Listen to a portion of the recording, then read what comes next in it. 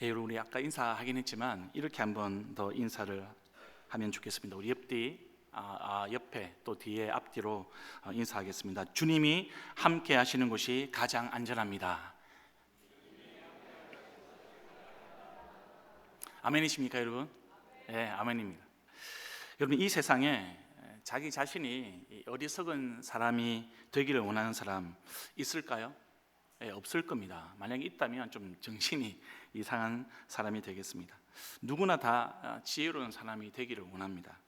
근데 여러분은 이 지혜로운 사람 또 어리석은 사람 구분을 할 때 어떤 기준을 가지고 구분을 하십니까? 지능지수, 우리 IQ라고 하죠. IQ가 높으면 지혜로운 사람이고 또 낮으면 어리석은 사람일까?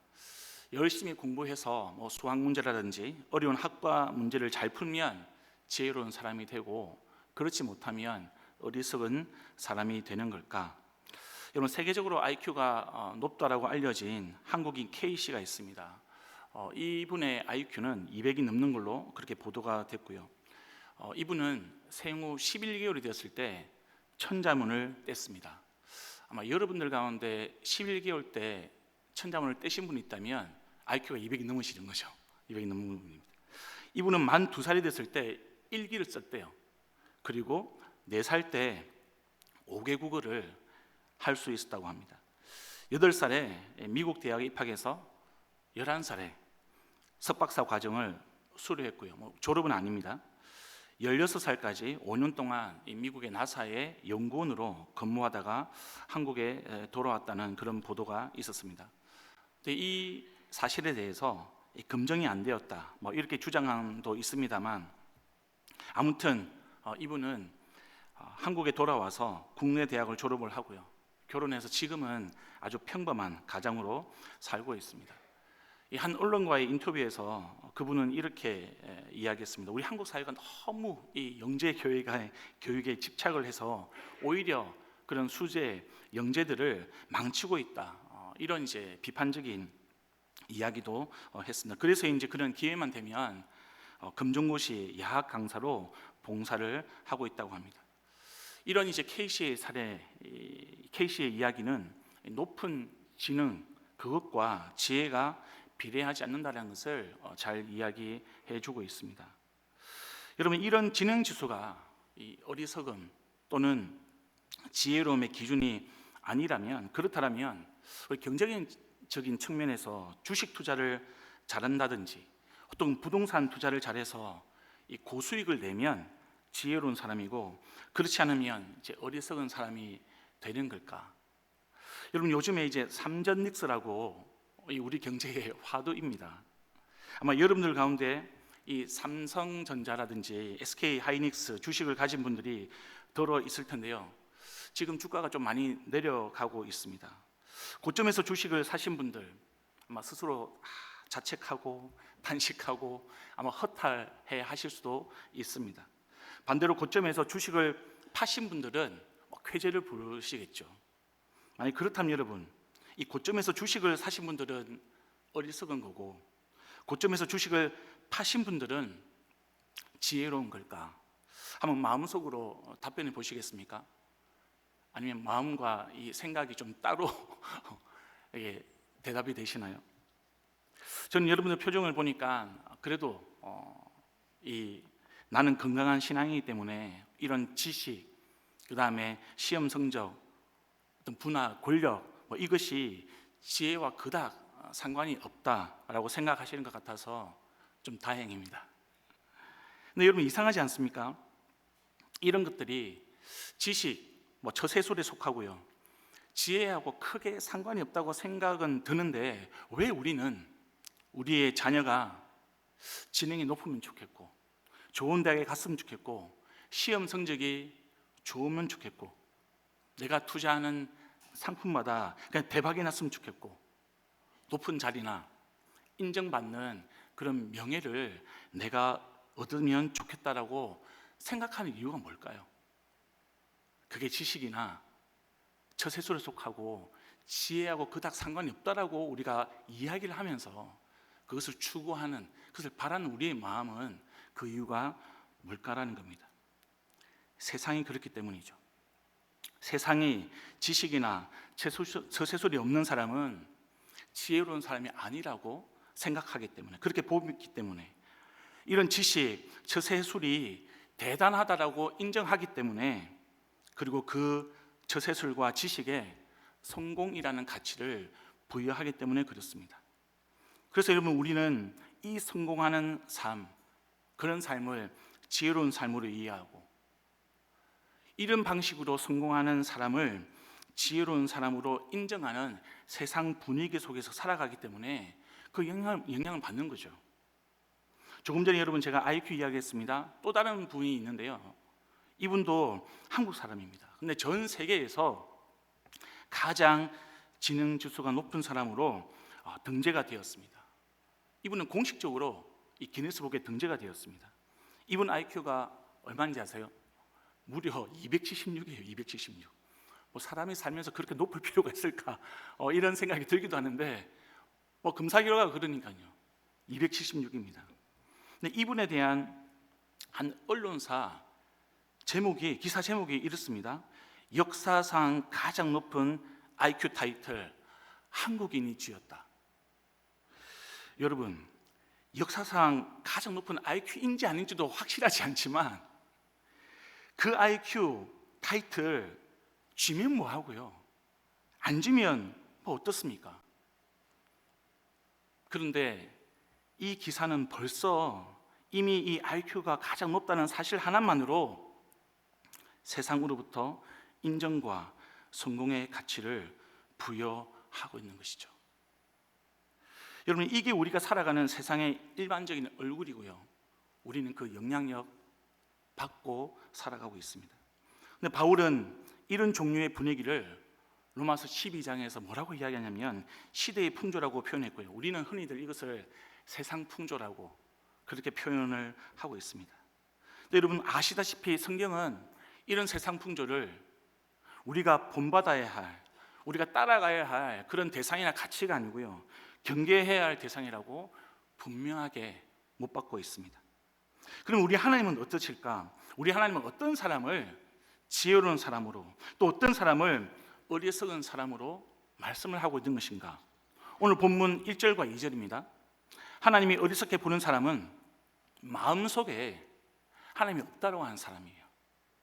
이런 사람은 겉과 속 모두 하나님이 없다라고 말하는 사람, 그 사람만 지칭하는 게 아니고요, 겉으로는 이야기합니다. 내가 하나님을 믿는다, 하나님이 계신다, 그렇게 말하지만 속으로는 하나님이 없다라고 이야기하는, 인정하지 않는 그런 사람도 포함합니다. 여러분, 1절에 등장하는 이 어리석다, 이 어리석다의 히브리 원어가요, 뜻이 바보 같다, 비이성적이다, 비합리적이다, 그 다음에 또 하나 가지고 있는 뜻이 있는데 목적이 없다, 목적이 없다, 그런 의미를 가지고 있습니다. 이런 사람에 대해서 하나님은 표현하기를 썩어서 더럽고 바른 일을 하지 않는 사람이라고 이야기하고 있습니다. 여기서 여러분, 더럽다라는 원어는요, 우리가 이제 오물을 뒤집어 쓰는 그런 뜻보다는 혐오스럽다, 가증스럽다, 도저히 내가 용납할 수가 없다, 그런 뜻을 가지고 있습니다. 바른 일을 하지 않는다, 이것은 어떤 정의로움, 그런 측면보다는 선한 일, 내가 좋은 성품을 가지지 않는 것, 그런 일을 하지 않는 것, 그런 의미를 가지고 있습니다. 반대로 하나님이 지혜롭게 보는 사람, 그 사람은 하나님을 찾는 사람이라고 성경은 기록을 하고 있습니다. 이런 내용을 보면서 여러분, 반감이 들 수도 있습니다. 어떤 반감이냐? 아니, 하나님을 믿는다라고 하는 사람들 중에도 썩어서 더럽고 바른 일을 하지 않는 사람도 있고, 다른 종교, 그런 종교를 믿어도 착하게 살아가는 사람, 선하게 살아가는 사람들이 많이 있는데 너무 지나치게 이분법적으로 접근하고 해석하는 것은 아닌가, 그렇게 말하는 거 우리가 조심해야 되지 않은가. 여러분, 제가 그 마음을 이해하는데요, 이게 진리에 대한 문제입니다.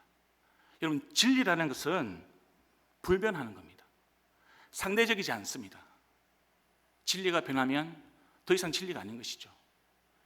이거는 이분법적으로 접근한다 아니다 그렇게 볼 문제가 아니고요. 이것이 진리이냐 진리이지 않느냐라는 것을 우리가 그런 마음으로 해석하고 바라봐야 한다는 거죠. 다른 종교를 믿어도 착하고 선하게 사는 사람들 안타깝지만 성경은 하나님의 말씀은 그들에게 구원이 없다라고 분명하게 이야기해주고 있습니다. 아닌 게 아닌 거예요. 제가 그래서 이 AI 있잖아요. AI한테 제가 물어봤습니다. 너는 이 세상에 가장 지혜로운 사람이 누구라고 생각하니? 처음에는 이 AI가 조심스럽게 이렇게 답변했습니다. 첫 번째, 자신의 부족함을 아는 사람, 소크라테스적 관점. 두 번째, 마음의 평온을 지키고 포용할 줄 아는 사람, 동양 철학적 관점. 세 번째, 지금 여기에서 최선의 선택을 하는 사람, 현실적 관점. 여러분은 어느 관점에 속해 있습니까? 제가 좀 이 AI 답변을 보면서 다시 한번 요구했습니다. 그러지 말고 특정 인물을 꼽아달라. 네가 생각하는 역사상 가장 지혜로운 사람은 누구냐? 그랬더니 이 AI 답변이 과감합니다. 제가 읽어드릴게요. 인류 역사상 지혜라는 개념을 가장 완벽하게 보여준 한 사람을 꼽으라면 저는 이 AI는 석가모니를 꼽고 싶습니다. 여러분, 제가 하마터면 컴퓨터를 한 대 칠 뻔했습니다. 이유가 뭔지 보니까 세 가지인데요. 하나는 현실의 고통의 문제를 직시하는 지혜를 가지고 있었다. 두 번째, 극단을 피하는 중도의 지혜를 가진 사람이다. 세 번째, 나를 내려놓는 지혜를 가진 사람이다. 제가 이 AI 답변을 보면서 아무래도 제가 이용하는 이 AI는 불심이 깊은 그런 AI인 것 같습니다. 다른 AI를 제가 알아봐야 되지 않을까. 여러분, 석가모니가 아무리 바르고요 착하게 살아도 그에게 구원이 있을까요? 없죠. 예, 없습니다. 여러분, 이 부분에 있어서 뭐 자신감이 없어가지고 있을 수도 있지 않을까? 그러면 안 돼요. 그러면 안 됩니다. 여러분, 이 석가모니 그 자신이 스스로가 신이 되고자 의도했는지 안 했는지는 잘 모릅니다. 하지만 분명한 것은 자기 자신으로부터 시작한 이 불교가 수천 년을 지나면서 이 역사 가운데 하나의 종교가 되었습니다. 그리고 수많은 사람들을 구원의 길로부터 멀어지게 만들었습니다. 그런 측면에서 보면 여러분, 그는 구원의 문제에서만큼은 적어도 어리석고 도저히 용납할 수 없는 그런 더러운 존재라고 우리가 볼 수 있겠습니다. 여러분, 이 부분이요 천주교와 우리 개신교 차이이기도 합니다. 천주교에서는 이 하나님 대신에 이제 하느님이라고 이야기하죠. 하느님을 믿지 않는 다른 종교인이 구원을 받지 못한다, 그렇게 이야기하지 않습니다. 절대로 그렇게 이야기하지 않습니다. 하느님이 그렇게 악한 신, 나쁜 신이 아니라고 이야기합니다.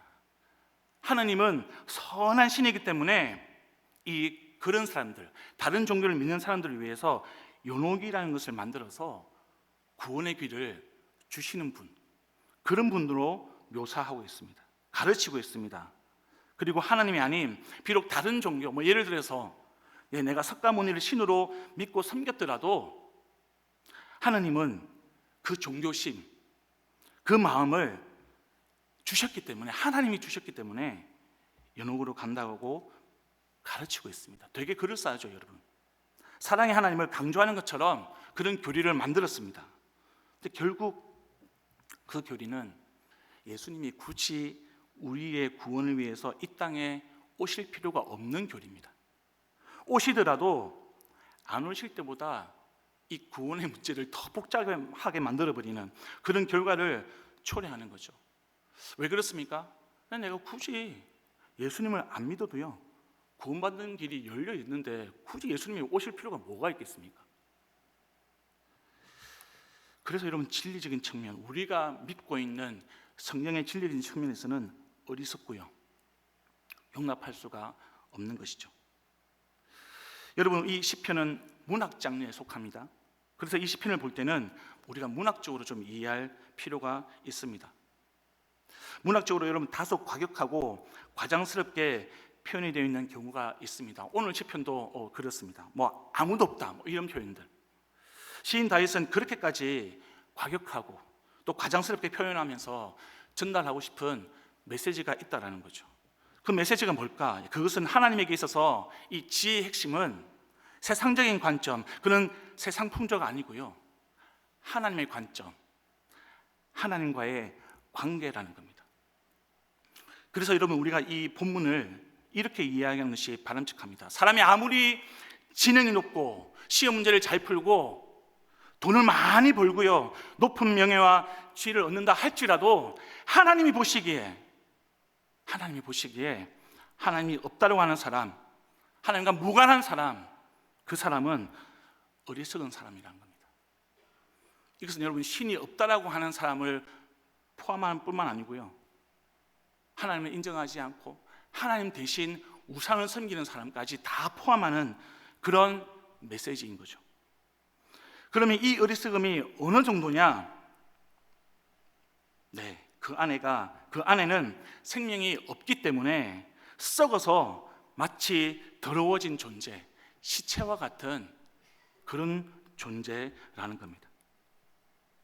여러분, 세상적인 관점에서 우리가 아무리 선을 행하고요, 바른 일을 하는 도덕적인 사람이라 할지라도 그 바른 선행이 우리를 죽음에서 구원시킬 수는 없는 겁니다. 그것이 설사 석가모니 공자라고 해도요, 불가능합니다. 여러분, 불가능해요. 자기 자신을 스스로가 구원하는 셀프 구원은 없습니다. 성경에는 눈을 씻고 찾아봐도요, 자기 스스로가 구원하는 셀프 구원을 하나님이 주신 적이 없습니다. 그건 구원의 길이 아닙니다. 그래서 여러분, 우리가 바르다고 할 때 이 발음의 영역은 하나님이 생각하는 발음과 세상이 말하는 발음이 다르다는 것을 우리는 이해해야 하고, 지금 이 시편에서 이야기하는 발음은 다윗이 하나님의 관점에서 바르다라고 이야기하는 것을 우리는 이해를 해야 하는 것이죠. 이런 메시지를 여러분 중심축에 놓고 보면 3절 이하의 내용이 우리 눈에 이제 들어오기 시작합니다. 3절을 보시면 하나님 대신 다른 우상을 섬기거나 하나님을 무시하는 것, 그것은 빗나간 다른 길이고요, 그 결과는 썩음이라고 기록을 하고 있습니다. 이 착한 일의 핵심은 성인군자가 되기 위한 어떤 도덕적인 행동이 아니고요, 하나님을 믿고 그분을 예배하고 그분과 동행하는 것, 그것이 가장 중요하다는 거죠. 이것이 빠지면 아무리 여러분 착한 일이라고 표현한다 할지라도 핵심이 없는 겁니다. 중심이 없는 것이죠. 성경에서 이야기하는 발음은 그 중심에 하나님이 계셔야 하는 겁니다. 14편 전체적으로 보면 어리석은 사람, 썩어서 더러운 존재, 다니는 길로 빗나가 썩은 사람, 죄악을 행하는 사람, 주를 부르지 않는 사람, 행악자, 다 같은 의미인데요, 다른 표현으로 쓰고 있는 것이죠. 반대로 보면 지혜로운 사람, 바른 일을 하는 사람, 하나님을 찾는 사람, 착한 일을 하는 사람, 주를 부르는 사람, 의인, 같은 의미인데, 동일한 카테고리인데 다르게 표현할 뿐인 것이죠. 모든 것의 핵심적인 기준은 하나님과의 관계성입니다. 그래서 여러분, 우리가 6절에 가난한 사람도 단순하게 돈이 없어가지고 궁핍한 사람, 그런 사람을 뜻하는 것이 아닙니다. 이 가난한 사람의 히브리 원어가 가난하다, 고통받는다, 겸손하다, 이런 뜻을 가지고 있습니다. 그래서 가난한 사람은 지혜로운 사람, 겸손해서 하나님을 찾는 사람, 주를 부르는 사람과 연결되어 있는 개념인 것이죠. 비록 세상 풍조를 쫓아가지고 부와 권력을 얻지는 못했지만, 오히려 세상 권력자들로부터 억압받는 사람이지만, 조롱을 받지만, 멸시를 받지만, 이들은 자신의 힘을 의지하지 않고 오직 하나님께 소망을 두고 그분만을 의지하는 지혜로운 믿음을 가진 사람, 지금 그 사람을 이야기하고 있는 겁니다. 하나님이 그들에게 어떤 분이 되어주고 있습니까? 내가 친히 그들에게 피난처가 되어주겠다. 그들이 쉴 수 있는 내가 날개가 되어주겠다 라고 말씀을 하고 있는 것이죠. 7절에 여러분, 다윗은 이 지혜로운 사람, 하나님을 찾는 사람, 주를 부르는 사람, 가난한 사람들이 이스라엘이라고 이야기하고 있습니다. 하나님은 이 이스라엘에게 영원한 생명을, 구원을 베풀어 주셨기 때문에 기뻐하고 즐거워할 것이라고 지금 다윗은 믿음으로 선포를 하면서 시를 마무리하고 있습니다. 사랑하는 성도 여러분, 이 시를 읽고 있는 저와 여러분은 누구입니까? 하나님을 인정하는 사람입니까? 아멘이십니까 여러분? 네, 아멘입니다. 하나님을 찾고 부르는 사람입니까? 아멘이십니까? 네, 아멘 하셔야 되는 것이죠. 우리의 믿음이 아멘을 해야 우리는 지혜로운 사람이 되는 겁니다. 또한 바른 일, 또한 착한 일을 하는 사람, 의인이 되는 것이죠.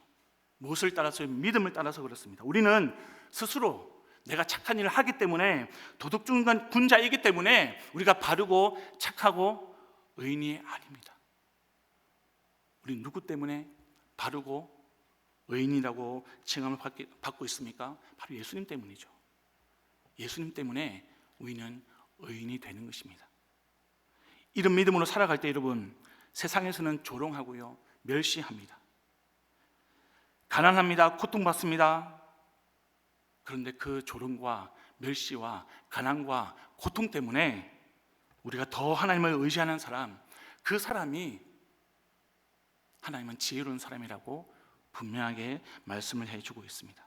그런 우리를 위해서 하나님은 내가 보호자가 되어주겠다, 내가 너의 피난처가 되어주겠다라고 약속하고 계시는 거죠. 우리는 예수님 때문에 영원한 생명을 얻었습니다. 그 구원이 우리의 기쁨과 우리 즐거움의 원천인 것이죠.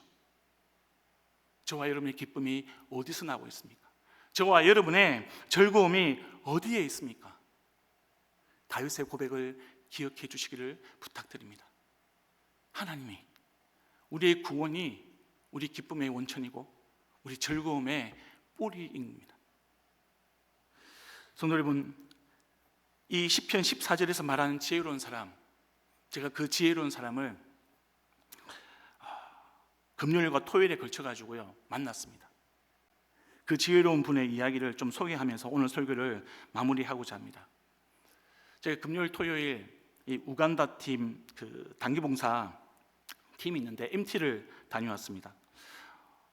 사정이 생겨가지고 이 우간다를 가는 게 무기한 연기됐지만, 마침 이 우간다에 계신 선교사님 부부 중에서 이 부인 선교사님이 대학 자녀 입시 때문에 한국에 잠시 나오셨습니다. 그래서 그 선교사님과 함께하는 MT를 진행하게 되었습니다. 선교사님의 이름은 이경미 선교사님이십니다.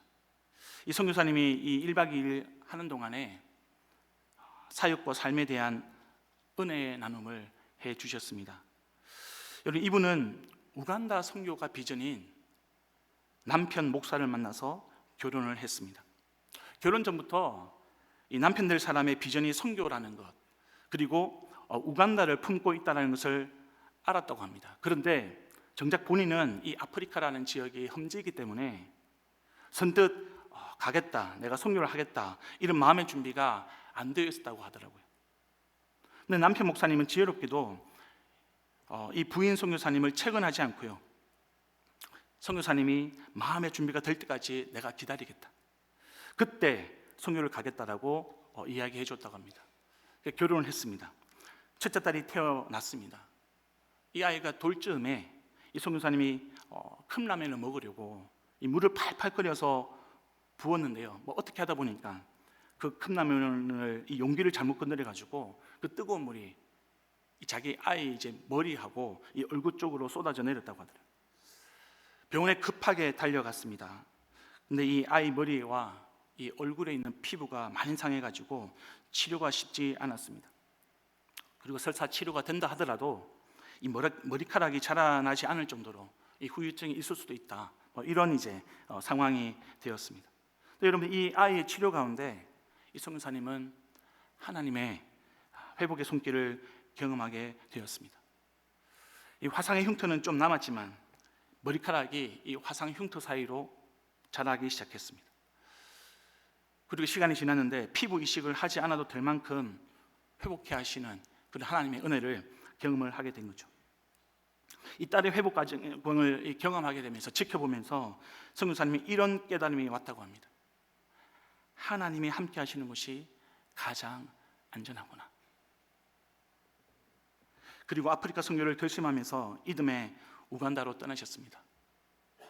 이 아이와 함께 하시는 하나님, 그 하나님이 가장 안전하다면 내가 멈칫거렸던, 내가 주저했던 그 아프리카에서도 하나님이 나와 함께 하신다면, 우리 가정과 함께 하신다면 그곳이 가장 안전하구나라는 깨달음을 얻었던 거죠. 그리고 지금까지 16년 동안 변함없이 사역을 하고 계십니다. 사랑하는 성도 여러분, 저는 이 선교사님의 고백이 이 시편 14편 다윗의 고백과 동일하다고 믿습니다. 그리고 여러분, 예수님을 구주로 믿는 저와 여러분의 믿음도, 저와 여러분의 신앙의 고백도 다르지 않습니다. 동일합니다. 하나님과 동행하는 사람이 가장 지혜로운 사람입니다. 하나님이 함께 하시는 곳이 가장 안전한 피난처입니다. 이것이 저와 여러분의 믿음이 되기를 간절히 소망합니다. 이것이 저와 여러분의 삶의 기쁨이 되기를 주님의 이름으로 부탁드립니다. 여러분, 이 고백을 우리가 믿음으로 선포하고요, 우리 한 주간을 살아가는 하나님의 지혜로운 백성이 되기를 우리 주님의 이름으로 축원드립니다.